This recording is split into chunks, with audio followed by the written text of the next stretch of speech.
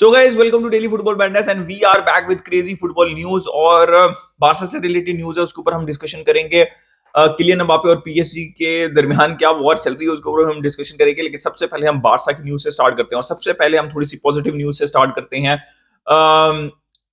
Barça आपको पता है पिछले 2.5-3 साल से स्ट्रगल कर रही है वेज कैप में, जो वेज लिमिट है। ठीक है, हम बहुत दफा ये डिस्कशन करते हैं कि Barca will be able to pay upfront fees, वो इतना बड़ा इशू नहीं है, लेकिन बारसा प्लेयर्स को रजिस्टर कैसे करेगी, उनके वेज बिल के अंदर स्पेस ही नहीं है। और निको विलियम के साथ भी ऐसा ही हुआ था इस दफा, डेनी ओल्मो के साथ ऐसा हुआ था।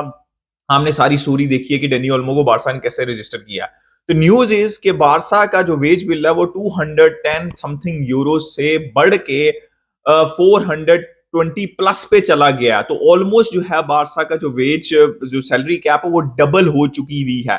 ऑल्दो रियल मैड्रिड 700 प्लस के ऊपर जो है वो अभी भी टॉप के ऊपर है और बहुत डिफरेंस है रियल मैड्रिड का, बार्सिलोना का और ऑब्वियसली तीसरे नंबर पे एथलेटिको मैड्रिड है। तो बहुत बड़ा डिफरेंस है, इसलिए रियल मैड्रिड आराम से प्लेयर्स साइन भी कर पाती है और उनको रजिस्टर भी कर पाती है, बिकॉज ऑलमोस्ट पहले तो बारसा से कोई 3-4 गुना ज्यादा था, अब तो अभी भी इस पॉइंट ऑफ टाइम पे भी ऑलमोस्ट डबल है।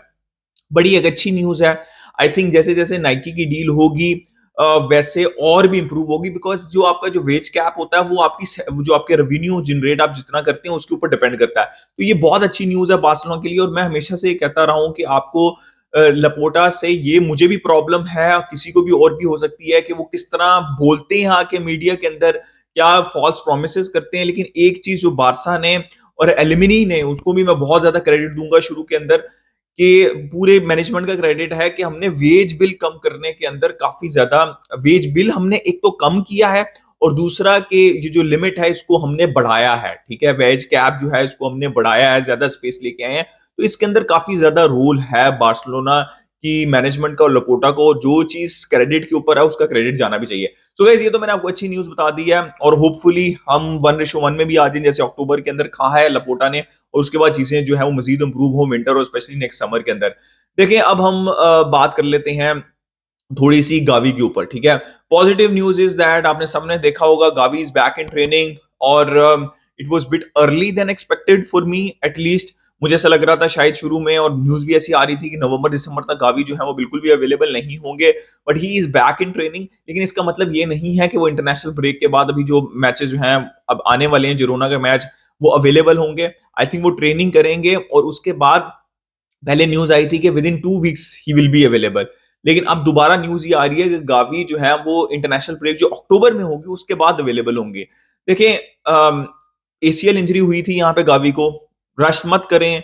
अगर 2 वीक्स के बजाय, I think I am fine, all fine. I think October के बाद खिलाएं, he should do the training sessions and if he feel good obviously वो पहले भी आ सकते हैं, बट रश नहीं करना चाहिए। तो that is the news. Most likely October के अंदर इंटरनेशनल ब्रेक जो होगी उसके बाद जो है वो गावी अवेलेबल होंगे बार्सिलोना के लिए। अब हम थोड़ी सी बात कर लेते हैं भाई, लमीन यमाल ने इंटरव्यू दिया और काफी ज्यादा इंटरेस्टिंग इंटरव्यू दिया है और मतलब आई थिंक पहली दफा ही है जो इतना ज्यादा डिटेल के अंदर उन्होंने इंटरव्यू दिया है।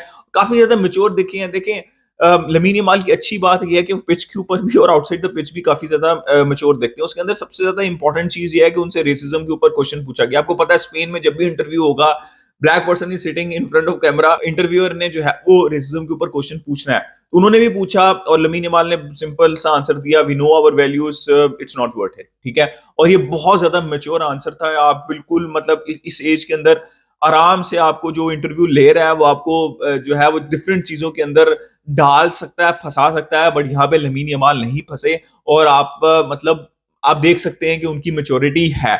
इसके अलावा उन्होंने बात की कंपैरिजंस के ऊपर जो कि मेसी के साथ किए जाते हैं। He said that it's okay but it's not possible to reach the level of Messi, which again is a very mature statement.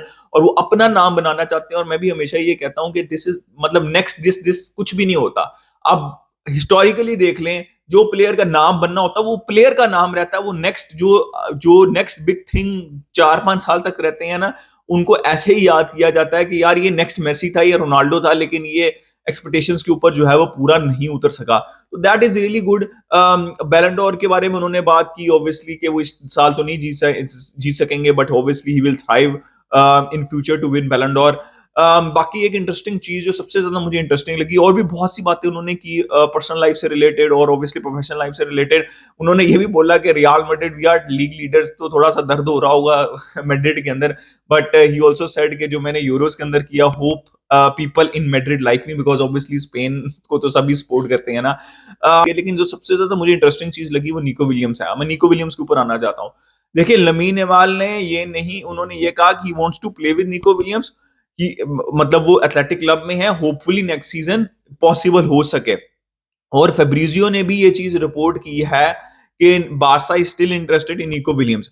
और आपको याद होगा कुछ अरसे पहले मैंने भी वीडियो बनाई थी, काफी वीडियोस बनाई थी, उसके अंदर चीज ये मेंशन की थी जब ये सारा निको विलियम्स का सागा हो रहा था कि Barca is not able to sign Nico Williams. Not, I have a feeling it's not because कि Nico Williams rejected Barcelona, it's because Nico Williams के पास इनफ इंश्योरेंसेस नहीं थी कि Barca will be able to register Nico Williams. ठीक है, ये मैं आपको बहुत दफा बात कह चुका हूं, क्योंकि पीएसजी को वो बहुत पहले एज पर सोर्सेज रिजेक्ट कर चुके थे। अगर उन्होंने रुकना ही होता तो वो बारसा को भी बहुत पहले रिजेक्ट कर चुके होते। खैर, nobody knows exact situation because उनके एजेंट ने भी बात बोली है। ऑब्वियसली अगर उनको आना ही नहीं होता बारसा, तो उनके एजेंट्स डायरेक्टली ये बात बोल देते कि भाई बारसा के पास तो फाइनेंशियल स्पेस ही नहीं थी, इस वजह से निको नहीं आए वहां पे। तो उन्होंने ओपन रखा है, ओपन टू डिस्कशन रखा है, which is a mature thing, because मुझे भी ऐसा लगता है, फेब्रिजियो ने भी रिपोर्ट किया और मैं भी खुद बहुत दफा ये एनालाइज करके, ऑब्वियसली कोई सोर्सेस नहीं है, एनालिसिस है जो कि न्यूज आ रही है उसका, कि भाई निको विलियम्स टू बार्सिलोना हो सकता है। लेकिन बारसा ने ना जो नेक्स्ट समर होना था वो इस समर किया because of the financial situation. Next summer I would have myself said also कि भाई गुंडोगोन को जाना चाहिए 2 साल बाद, and we have to move on in that position. चाहे वो अब आपके पास ऑलरेडी प्लेयर हो, चाहे वो डेनी ओल्मो बाहर से आता, बट बारसा जो फाइनेंशियल सिचुएशन की वजह से बारसा ने जो समर में पिछले करना था, अगले समर में करना था, वो इस समर हो गया। और जो इस समर में होना था एक लेफ्ट विंगर और डीएम, मुझे ऐसा लगता है कि नेक्स्ट समर में बारसा के पास स्पेस होगी hopefully, and Barca will again go for Nico Williams. I think Barca will definitely try for Nico Williams and also for a DM. तो गाइज फिलहाल तो ये न्यूज है। उसके अलावा बारसा की न्यूज ये है कि बारसा के 4-5 प्लेयर हैं जिनके कॉन्ट्रैक्ट एक्सपायर हो गए हैं। अराहो, फ्रैंकी डियोंग की हम पिछली वीडियो में ऑलरेडी बात कर चुके हैं, आप डिटेल में आप चेक कर सकते हैं। देखिए, फरमीन का भी कॉन्ट्रैक्ट 2027 में एक्सपायर हो रहा है, उसको भी रिन्यू करना है। और 2 साल बाद पेड्री का कॉन्ट्रैक्ट जो है वो एक्सपायर हो रहा है और nobody is talking about that. तो बारसा को पेड्री का कॉन्ट्रैक्ट भी जो है वो रिन्यू करना है, दैट इज वेरी इंपॉर्टेंट। तो ये 4 कॉन्ट्रैक्ट हैं जो कि बारसा को टेक केयर करने हैं इस विंटर ट्रांसफर विंडो तक, जैसे मैंने पिछली वीडियो में भी बाकी 2 प्लेयर्स का बताया था।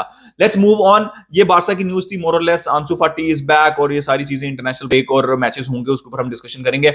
डेम्बले की न्यूज आई, आपने देखा होगा कि भाई बारसा ने फाइनली डॉर्टमुंड को सारा जो खर्चा है वो डेम्बले का दे दिया, 148 million euros. I can't believe भाई, इतना worst player, the worst transfer I would definitely say in the history of Barcelona. 148 million euros, 5 साल दिए हमने डेम्बले को और उसने हगा हगा बहुत हगा। और पीएसजी जाने के बाद भी जिस तरह वो खेल रहे हैं और जिस तरह वो फ्रांस के लिए खेलते हैं, he was never a good enough player for 148 million Euros.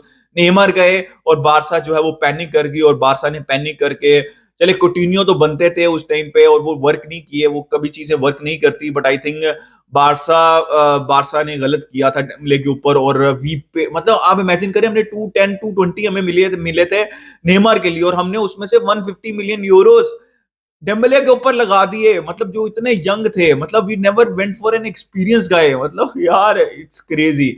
But I am happy he is gone. और I was happy that I was able to call him off के भाई he is not good enough talent, he has a talent but he does not have the brain, right. वो बहुत जरूरी है, maturity on the pitch बहुत जरूरी है, वो ना आई है। और जब एक प्लेयर में 25-26 साल तक नहीं आती तो बहुत कम होता है कि वो आगे जाके उसको डेवलप कर लेगा। तो भाई वर्स्ट ट्रांसफर एवर, मतलब सिंपल वर्ड्स के अंदर फॉर बार्सिलोना। भाई एम्बापे और पीएसजी का भी फड्डा चल रहा है, और आपको मैंने बहुत दफा ये बात बोली है कि पीएसजी ऐसा क्लब है जो कि फड्डेबाज क्लब है।